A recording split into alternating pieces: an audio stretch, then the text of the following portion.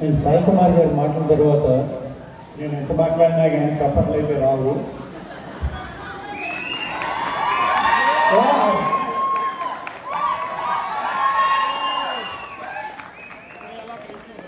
Thank you. Sai Kumar గారు మీ పేరు వాడేసుకున్నాం. ఇక్కడ మనం ఫస్ట్ జనరేషన్ అందరం కూడా మహానుభావులమే. ఎంచేదంటే ఒక దేశాన్ని నుంచి ఇంకొక దేశానికి వచ్చి మనం ఫస్ట్ జనరేషన్ అంతా కష్టపడి మన పిల్లల కోసం వాళ్ళ భావితరాల కోసం మనం ఒక బాటను నిర్మిస్తున్నాము. సో ఫస్ట్ జనరేషన్ అంటే కష్టజీవులు. సో ఈ కష్టజీవులందరికీ నా వందనాలు.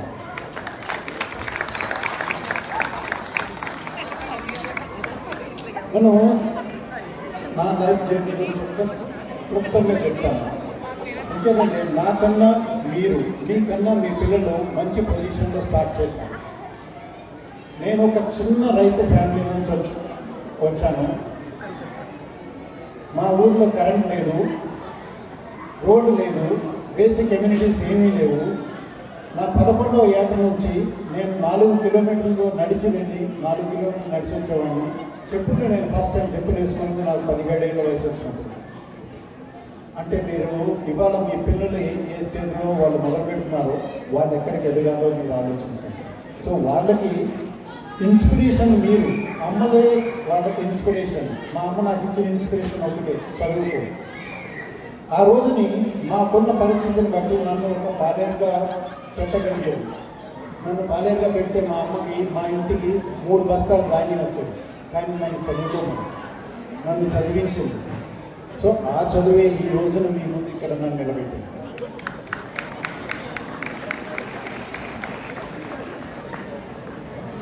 ఆ తర్వాత మెయిన్ థింగ్ డిసిప్లిన్. ఈ రోజు నుంచి మీరు ఈ రోజు ఏం చేయాలో అది ఈ రోజే చేసేయండి. రేపు ఎట్లాగూ వస్తుంది. నిన్నటి గురించి మర్చిపోండి, అది మనకి ఏం తీసుకురాదు. నిన్న మనకు లేదు. ఈ రోజు మనం ఏది చేయాలన్నా, సో ఈ రోజు ఏది చేసినా డిసిప్లిన్. మీ పిల్లల్ని ముందుకు తీసుకెళ్ళేది డిసిప్లిన్ మాత్రం. ఆ డిసిప్లిన్ తోటి నేను ఇక్కడి వరకు వచ్చాను. తర్వాత నేను కేంద్రాలో ఇంకొక వ్యక్తి గురించి నేను చెప్పాలి. నేను ఈ రోజున సక్సెస్ఫుల్ అనుకుంటే, నేను ఈ రోజున మీ ముందుకు సక్సెస్ఫుల్గా నిలబడ్డాను అనుకుంటే నాకు తోడుగా వచ్చేది లక్ష్మి. సో నేను తనని అన్నపూర్ణనే పిలుస్తాను. సో చాలామంది తెలుసు దాని అర్థం ఏంటో, లక్ష్మి ఏంటో. సో నాకు ఏ రోజుని కూడా నాకు నో అని చెప్పింది లేదు. ఏదైనా మీ ఇష్టం. సో అదే నా ధైర్యం, అదే నన్ను ఇంకా ముందుకు తీసుకెళ్తుంది. అండ్ నాకు లైఫ్లో అక్కడ నుంచి జర్నీ చేయటం మొదలుపెట్టి ఈ రోజున ఇక్కడ మీ ముందంతా నిల్చున్నాను. అండ్ ఆస్ట్రేలియాలో అతిపెద్ద గౌరవం నాకు దక్కింది. దాని అందరికీ కారణం ఎవరో కాదు, మీరందరూ నాకు తెలుగు అసోసియేషన్కి, తెలుగు వారి కోసం ఏదో చేయమని ఒక బాధ్యత అప్పచెప్తే ఆ బాధ్యతను నేను మనస్ఫూర్తిగా దాన్ని నెరవేర్చాను. దానికి వచ్చిన రికగ్నిషన్ నాకు ఆస్ట్రేలియా గవర్నమెంట్ ఇచ్చిన ఓఏఏ. తర్వాత ఈరోజు నేను ఇక్కడ నిలబడి నేను ఒక సక్సెస్ఫుల్ సైంటిస్ట్గా కంప్లీట్ చేసుకున్నాను. ఆ జర్నీని కమ్యూనిటీ లీడర్గా నేను సక్సెస్ఫుల్గా కంప్లీట్ చేసుకున్నాను. ఈ రోజు నాకు లైఫ్లో నాకు అచీవ్మెంట్స్ అన్నీ ఏమి లేవు, నాకేం కాదు, నాకు ఏమీ అవసరం లేదు. కానీ నా లైఫ్ మీకోసం డెడికేట్ చేశాను. ఇక్కడ నుంచి వేసే ప్రతి అడుగు మీకోసమే. నేను కొన్ని విషయాలు మీకు చెప్పదలుచుకున్నాను. ఒక తల్లి తన చివరి కోరికగా నా చిన్న కూతుర్ని నేను చూసుకోవాలి అంటే, ఒక్క రోజులో నాకు వీసా, వాళ్ళ కూతురు న్యూజిలాండ్లో కోవిడ్ టైంలో తను వీసా రిజెక్ట్ అయితే నేను అలెక్స్ చెప్పి ఒక్క రోజులో వీసా తెప్పించి ఆ తల్లితో పాటు ఆ కూతురును ఒక రోజులో గడిపేటట్టుగా చేయగలిగాను. ఆ తల్లి అది చాలా పెద్ద,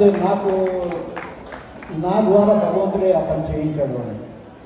ఇంకొక విషయం, ఒక తమిళ అతను, నాకు ఎవరు తెలియదు, వాళ్ళు మెల్బోర్న్లో ఒక తమిళ అతను తన క్యాన్సర్ వచ్చి తను చనిపోతున్నాడు అని చెప్పి వాళ్ళ పేరెంట్స్ని ఇక్కడికి తీసుకొచ్చారు. 3 నెలలు తనకి టైం ఇచ్చారు.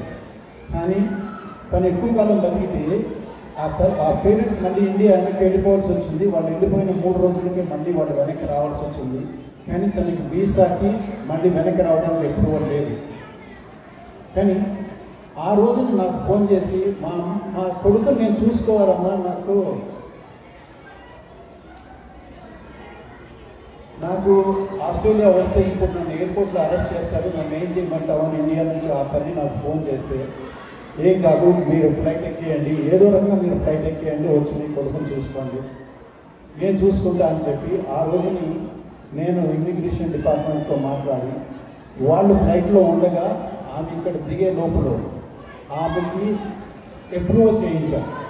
కాంపెన్సేషన్ గ్రౌండ్లో ఆమెకి అప్రూవల్ దొరికింది. అది ఒక ఇమిగ్రేషన్ మినిస్టర్ ద్వారా నాకున్న కనెక్షన్స్తో నేను చేయించగలిగా. ఆ తల్లి తన కొడుకుతో 2 రోజులు టైం గడపగలిగాను. ఇట్లాంటి ఎంతో మందికి ఎన్నో రకాలుగా ఉపయోగపడగలిగాను. ఇది ఒక పర్సన్గా నేను ఈ రోజు వరకు చేయగలిగాను. అదే మీకు ఒక లీడర్ ఉంటే, ఒక ఆఫీసే మీకోసం పనిచేస్తూ ఉంటే, మీకు ఏ సమస్య వచ్చినా ఏది కావాల్సి వచ్చినా మీకంటూ ఒక మనిషి కావాలి. దానికోసం ఫస్ట్ జనరేషన్ నేను ఇందాక చెప్పాను, మనది కష్టపడే జనరేషన్. సో ఈ కష్టం నేను తీసుకున్నా. నేను ఓడిపోయాను. రాయ్ కుమార్ గారు చెప్పారు ఇందాక, ఫస్ట్ ఎలక్షన్లో 2 ఎలక్షన్లు ఓడిపోయాను. సో నేను ఓడిపోయాను, కానీ నేను ఓడిపోలే. మన కమ్యూనిటీని నిలబెట్టడం కోసం నేను పరిగెడుతూనే ఉంటా. నేను ఉన్నంతకాలం, ఇట్లా లైఫ్ నాలో ఉన్నంతకాలం నేను నలుగురికి నాకు కావాల్సిన వల్ల ఒకటే, ఎవరికి నో చెప్పకూడదు, ఎవరికి ఏది అడిగినా నో చెప్పకూడదు. నేను భగవంతుని అదే ప్రార్థిస్తున్నాను.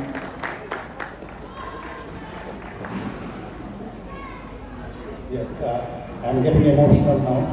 So, but one thing I always say that I'm one phone call away for any problem what my community is needed.